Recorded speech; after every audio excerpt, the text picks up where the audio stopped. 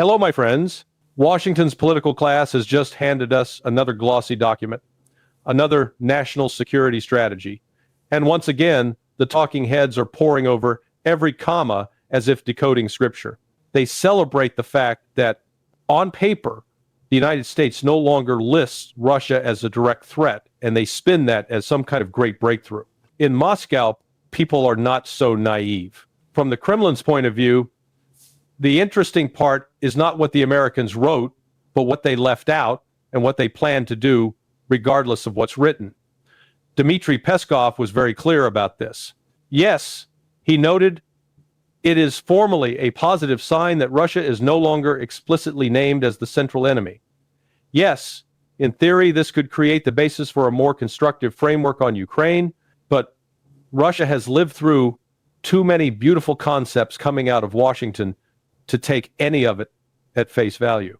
The deep state in the United States doesn't govern by what's printed in these strategy documents.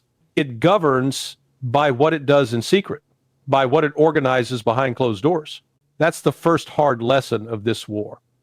Russia reads reality, not Western rhetoric. You see the same pattern in the latest American assurances on Ukraine. Russian officials have said that U.S. representatives are swearing up and down that any understanding reached with Washington about Ukraine, especially under Trump, will be honored to the letter. They don't just promise, they swear. And that, frankly, is precisely when you should start to worry. Anyone who has watched U.S. foreign policy for the past decades understands how cheap those oaths are. Ask Iran what American signatures are worth after the nuclear deal was torn up. Ask Libya what Western guarantees meant for Gaddafi once he disarmed. Ask the people of the Middle East, from Lebanon to Gaza, how seriously they take Western security commitments and peace frameworks. These promises are not broken accidentally. They are wielded deliberately. The oath is a weapon. It is meant to make you relax, lower your guard, and then, while you're turning away, the knife goes in. Russia knows this. The country has the scars to prove it. Remember how many times Western leaders assured Gorbachev and Yeltsin that NATO would not expand 1 inch to the east? Remember how many toasts, how many smiles, how many handshakes accompanied those assurances?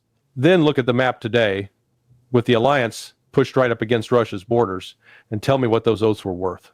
The entire post-Cold War expansion of NATO was built on the back of promises that Washington and its allies never intended to keep. So when Russian officials hear that American envoys are swearing that any Ukraine deal with Trump will be respected, the only rational interpretation is this: they are preparing the stage for another betrayal. The more dramatic the oath, the more certain the betrayal. That's not cynicism, it's pattern recognition. This is why Moscow does not base its strategy on what paper comes out of the White House. It bases its strategy on its own capabilities, on the balance of forces, on the degradation of the Ukrainian military, and on the deeper trajectory of the Western system. The real battlefield is not in think tank PDFs. It's in the trenches, the logistics chains, the industrial plants, and the political cohesion or fracture inside the West. Take the debate over the confiscation of Russian assets in Europe. Peskov has spelled it out with his usual bluntness. Hundreds of billions of Russian state and private assets have been effectively frozen in places like Belgium. Western politicians are now floating legal mechanisms to outright steal this money and channel it into the Ukrainian black hole. Every jurisdiction involved understands the danger. Every serious lawyer in Brussels knows that if they cross that line, they open themselves up to massive national and personal legal liability. That's why you see this nervous dance. No one wants to be the one holding the bag when the lawsuits arrive. But make no mistake, if the political elite in the EU decide that pillaging Russian assets buys them another 2 years of Ukrainian cannon fodder, they will do it. The moral and legal questions barely register. Peskov's point is simple. This theft would not change the fundamental dynamic of the war. It would merely prolong Ukraine's suffering. The money is not the limiting factor. The limiting factor is Ukrainian bodies, and that leads to the most brutal truth in this entire conflict. the West has openly embraced a strategy of fighting Russia to the last Ukrainian. Western leaders and their cheerleaders have repeated versions of this idea so many times that it can't be dismissed as a slip of the tongue. Whether it's Biden, Polish officials, or NATO's bureaucrats, the underlying message is the same. They are ready to expend Ukrainians endlessly in the name of containing Russia, stealing what they must, manipulating budgets and sanctions however they can. Dollars will not be what runs out first. Legs and arms will. Russia understands this. That is why the central objective is not chasing Western money, but grinding down the Ukrainian military machine until there is simply nothing left for NATO to throw into the line. The Kremlin knows that Brussels can cook up another funding mechanism. Washington can invent another supplemental package, but they cannot resurrect hundreds of thousands of men, nor rebuild a broken army overnight. When the manpower runs out, the West strategy in Ukraine collapses, no matter how many frozen assets they steal or how many grand doctrines they publish. To really see the Russia-Ukraine war clearly, you have to place it inside the broader pattern of American behavior. Look at the Indo-Pacific. Publicly, Washington insists it is not trying to strangle China's growth. Officials repeat this talking point with the same straight face they use when they swear their oaths. And yet all around China you see the reality. Bases, alliances, military exercises, arms pipelines. Japan has pushed to ramp up military spending and rhetoric about Taiwan. The Philippines is being courted as another forward operating platform. Taiwan itself is flooded with weaponry and Western advisors.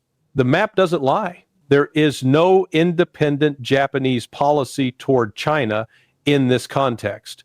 When a Japanese prime minister issues aggressive statements about intervening around Taiwan, that rhetoric did not emerge in a vacuum. It is coordinated. Beijing understood this perfectly well when it picked up the phone and called Washington, essentially saying, "Call off your dog." Washington, of course, pretends to be just an observer, as if Tokyo or Taipei are free actors making their own bold decisions. But the pattern is clear. The empire hides behind its proxies. That's precisely what we see in Ukraine. Kyiv does not launch drones deep into Russian territory, does not escalate attacks on strategic targets without encouragement and support from its Western patrons. The Ukrainian state, like Japan in the Pacific, like various client regimes elsewhere, functions as a forward operating platform. When it moves, it is usually because someone in Washington or London rang the bell. The same logic plays out in the Middle East. Recently, the Prime Minister of Qatar openly admitted that Doha's relationship with Hamas, often portrayed in Western media as some sinister independent axis, began more than a decade ago at the request of the United States. Washington wanted a channel. Israel approved the flow of funds. Every major transfer that sustained Hamas passed through mechanisms designed or blessed by Israel and the United States. Then, when it became useful to recast Hamas purely as the ultimate villain, those same architects stepped back and washed their hands, pretending they had no role in creating the problem. The lesson for Russia is straightforward. The empire manufactures its own enemies and creates its own crises, then lectures the world about the need to confront the monsters it helped bring to life. The same people who greenlight jihadist funding in one theater will fuel radical nationalism in another. The same banks that move money to armed groups will gladly process the proceeds of narcotics that finance covert operations elsewhere. If you think that last part is hyperbole, go back and listen to former CIA officer John Stockwell in the late 1980 seconds. He described calmly and methodically how narcotics were used to bankroll U.S. wars and how the real choke point was not the street dealer, but the banker. If Washington ever genuinely wanted to crush the international drug trade, it would go after the financial system that launders the profits, not just the kids hustling on corners. But it doesn't for a reason. From the standpoint of the American elite, drugs serve two purposes. First, they create a steady stream of untraceable cash to fuel covert operations, wars, and coups they don't want Congress or the public to scrutinize. Second, Narcotics function as a form of social control.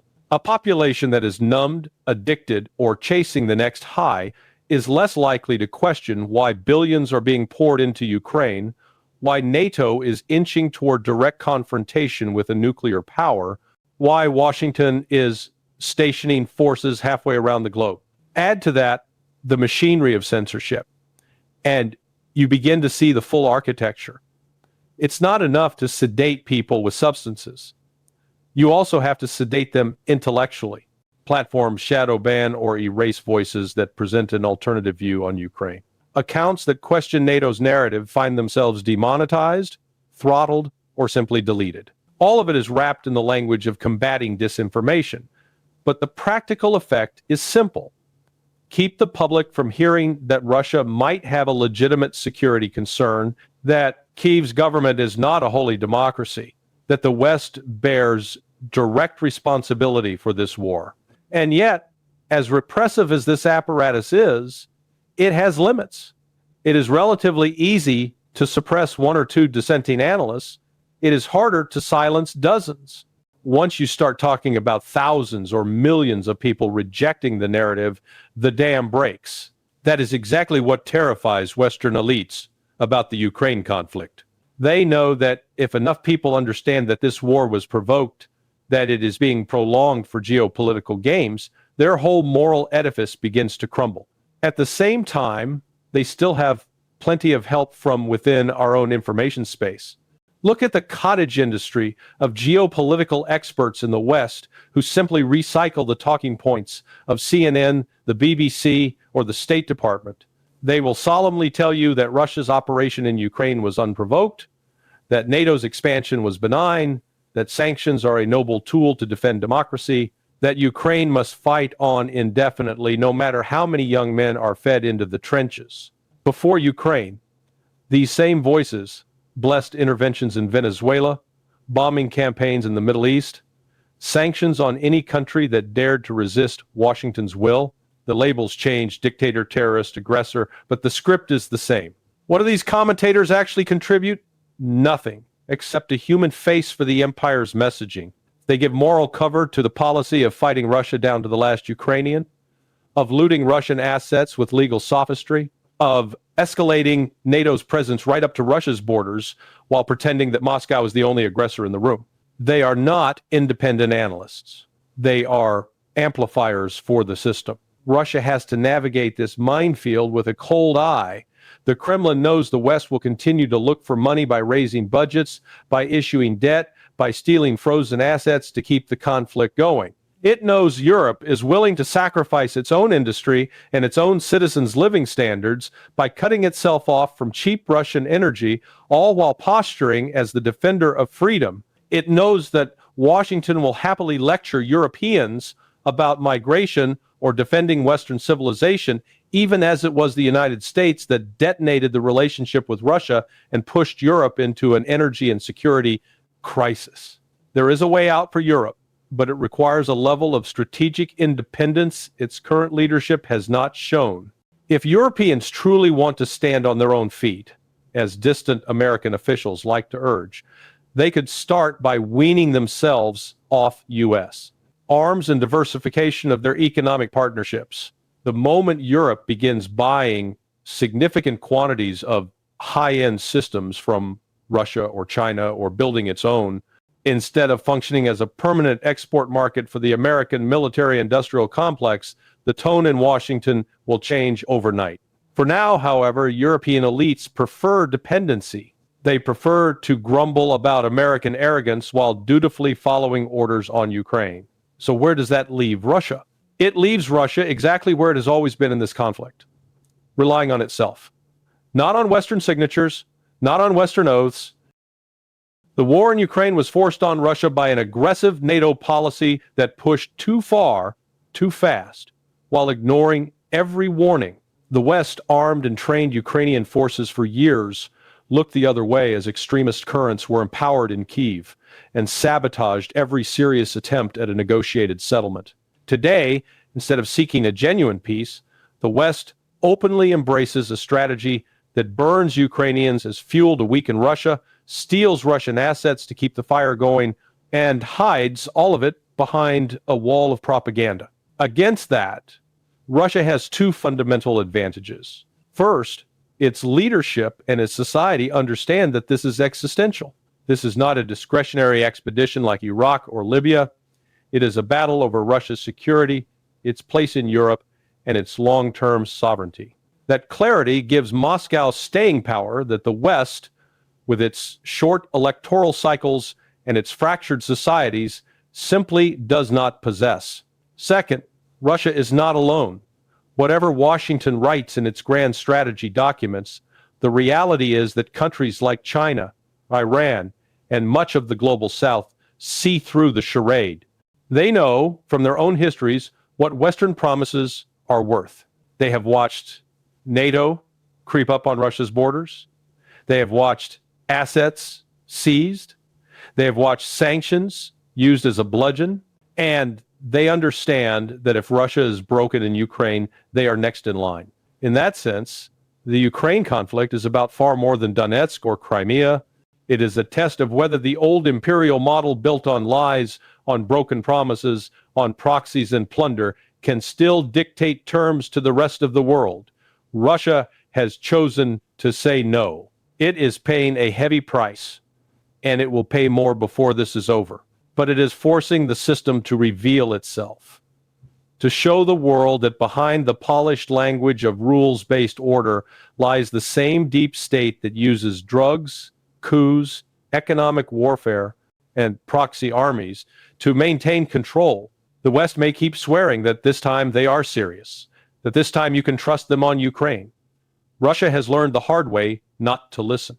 It will measure the future not in lawyered phrases, but in what happens on the ground, in whether Ukrainian brigades still exist, in whether Europe can bear the cost of being America's front line, in whether the rest of the world continues to quietly rewire its economies away from the dollar system that underwrites all of this.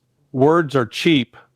Oaths are cheaper. In the end, what matters is who still stands. When the last Ukrainian the West is willing to sacrifice has fallen, and whether that sacrifice bought anything for Kyiv except ruin, and for the West, anything except the collapse of its own credibility.